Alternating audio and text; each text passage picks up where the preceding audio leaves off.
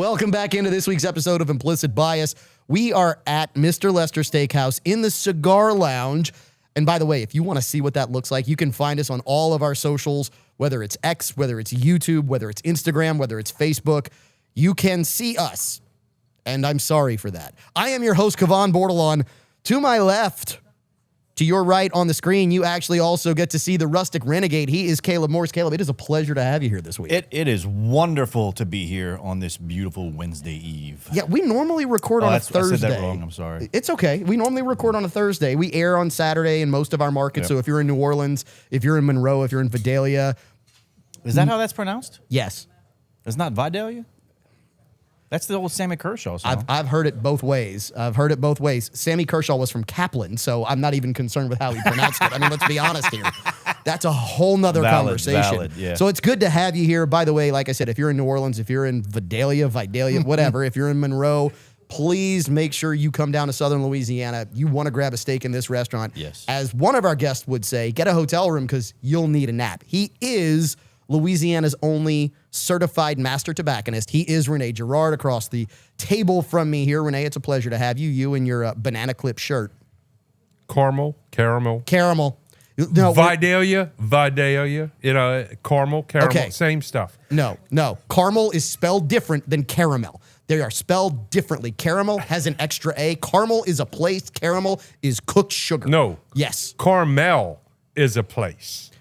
Okay, that's fine. That's a place. Okay, Caramel, that's fine. Craft caramels. I grew up all my life. That's craft caramels. And you're still illiterate. It's a whole different thing, right? I'm a functional illegitimate. The little chews, right? The craft The craft caramels. I always thought they were like my grandmother's pocket candy.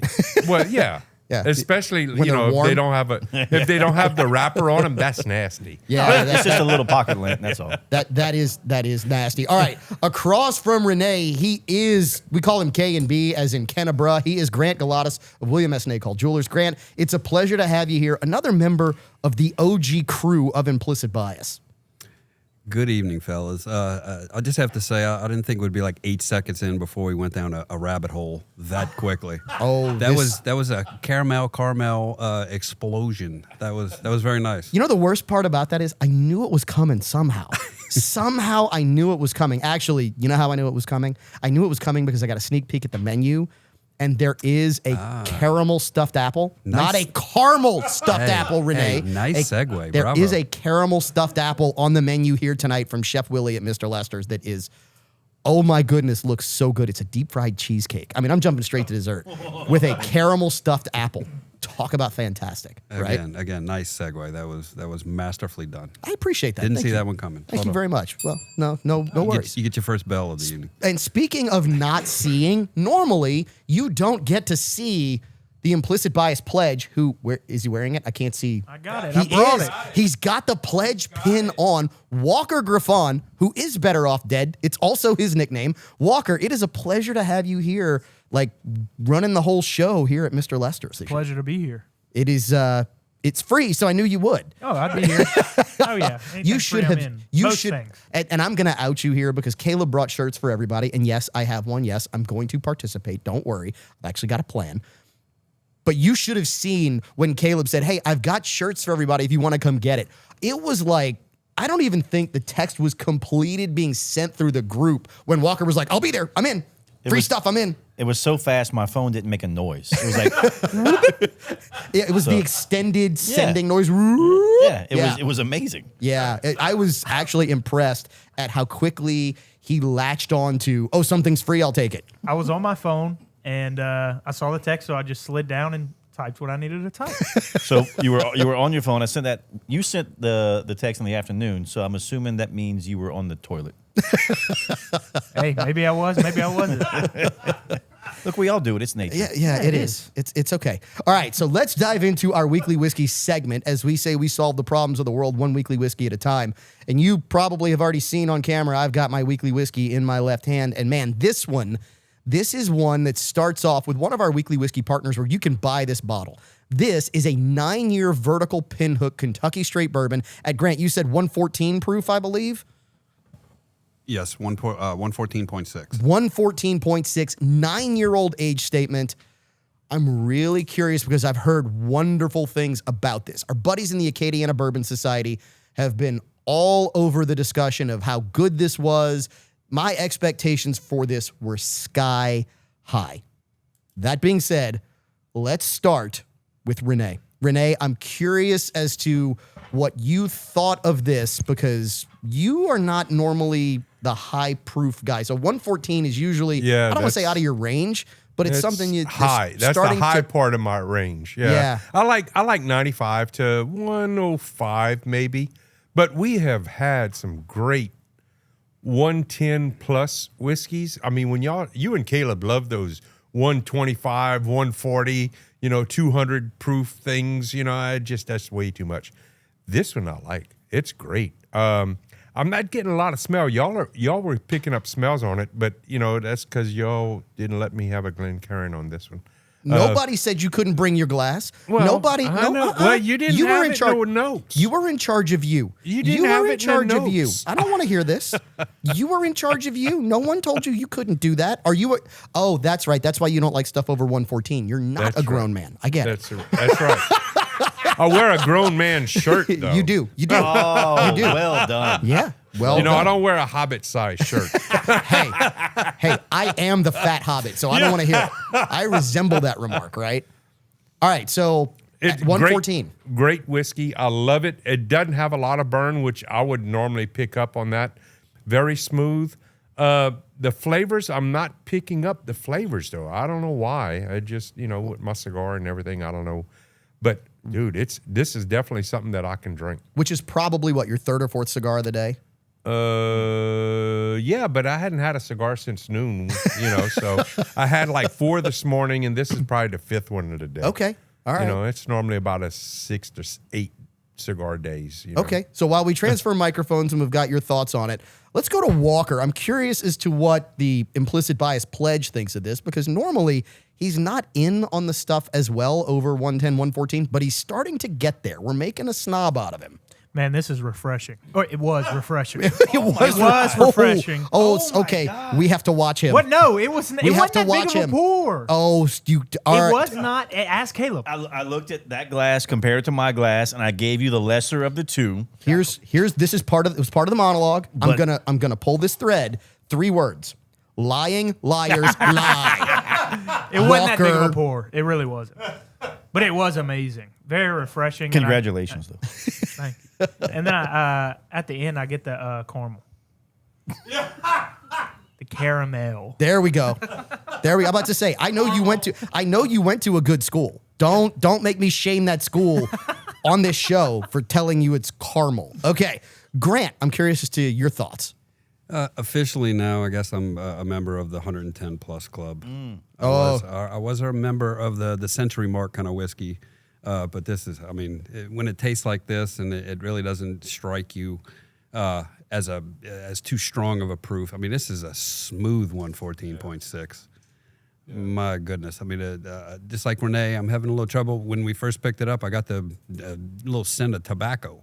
Yep. I got that as well. Surprising. And then my favorite treat, it's like a Christmas morning, just that little bit of caramel just comes seeping through at the end and just makes you smile. I see what you did there. Makes you smile even when you're looking at Walker's shirt. I see what you did there. I appreciate it. Cheers to you, sir. Nice. You can ring the bell for yourself for actually knowing how to pronounce the word caramel. Thank you. Oh, did I get it right? You did get it right. Yes, you did. All right.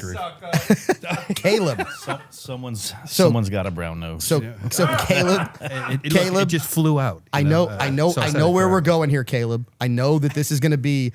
Do you remember? I've got it. Actually, I wrote it down. Okay, here we go. Because this is like some European swallow sitting in a hibiscus tree that happened to get a whiff of lightly salted sugar burning on a French stove. What is it? Come on. So I get a sweet, like a sugary sweet on the nose immediately when I was smelling it, and then Renee and I were talking about it. There's a pipe tobacco he has, and I think we've agreed that it's the Bayou Morning blend that he has, and it follows right into that. And then I get a little bit of spice, and then vanilla. And then, I don't know about y'all, but I'm very happy about the fact that I finally bought like what I would consider a fair amount of property. My wife and I bought 10 acres. And the summer breeze over a hayfield. That's what I can put. Not a cut hayfield, but like the summer breeze over a hayfield that earthy smell. Notice it can't be cut. No, No, not it uncut. can't be cut. It's got to be uncut.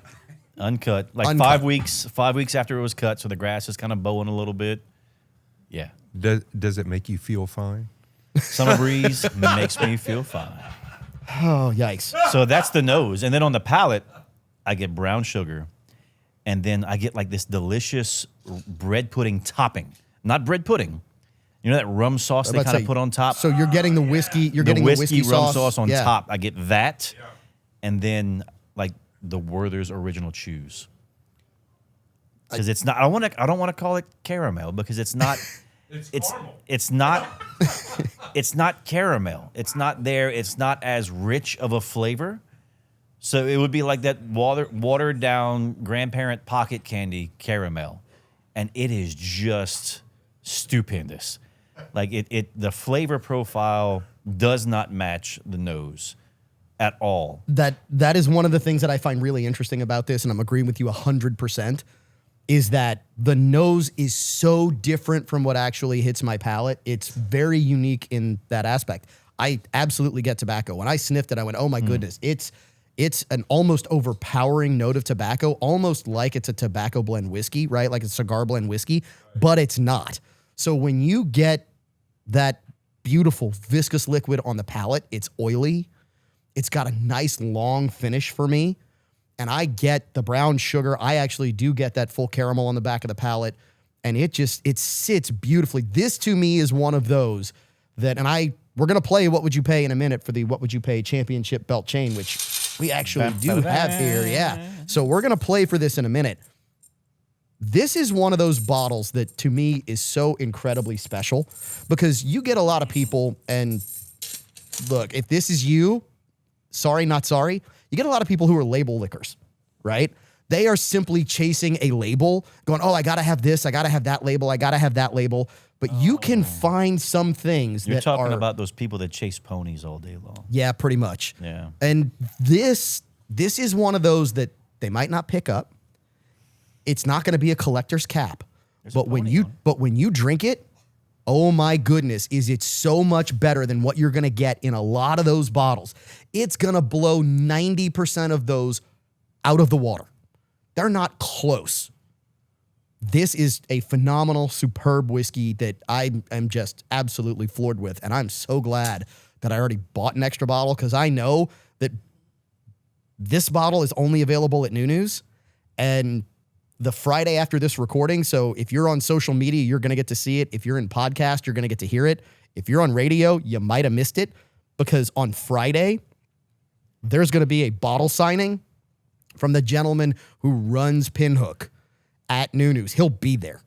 So this is one where I'm like, oh, Friday, Kavan might have to end up at Nuno's just to grab myself one that's autographed because this is special. It's gonna look really nice to have an empty bottle autographed by him.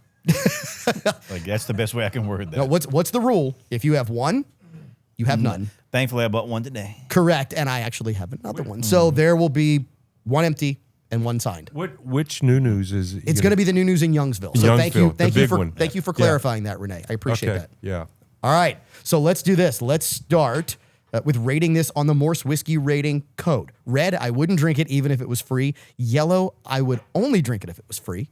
Green, I would buy this. Or blue, I would seek this out. Grant, we're going to start with you before we then start to play What Would You Pay? So where do you put this on the Morse Whiskey rating code? I'm sorry, I give it a blue. I was on 2 of the last 3 shows, and we had some really good Penelopes. And they were extremely good, and it was a back and forth whether it was a green or a blue. I think that votes ended up like 3-2 each time.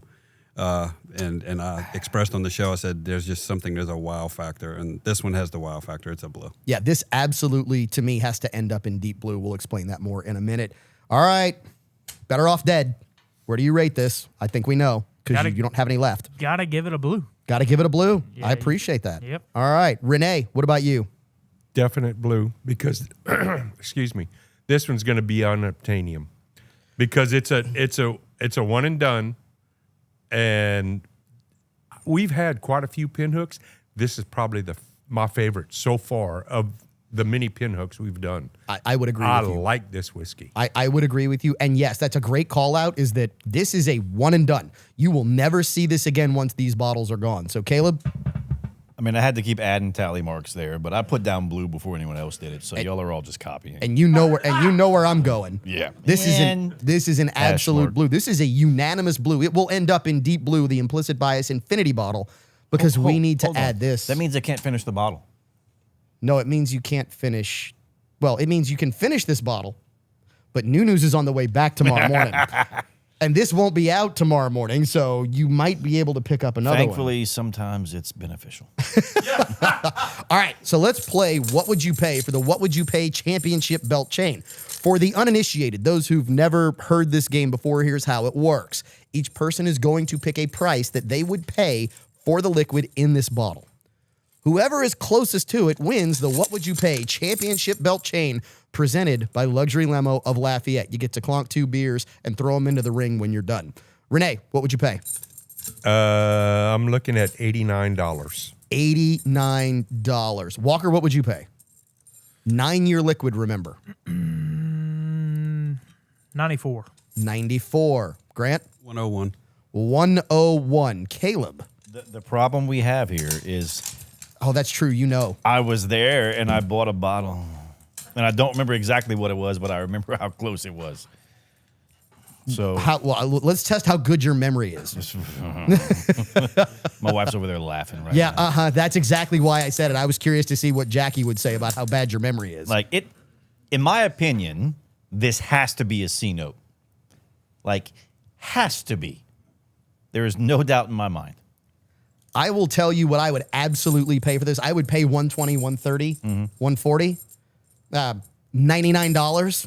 That is what you would pay at Nuno's for this. This is a $99 bottle of whiskey, which means, no, you said C note. That would be $100. Yeah, but I knew the range. That's closer than 101. Yeah, but I knew the range. I'll take it. You'll take it. Okay, I will so you happily will take wear it. the What Would You Pay Championship Belt Chain. We will solve the problems of the world when we come back on this week's episode of Implicit Bias.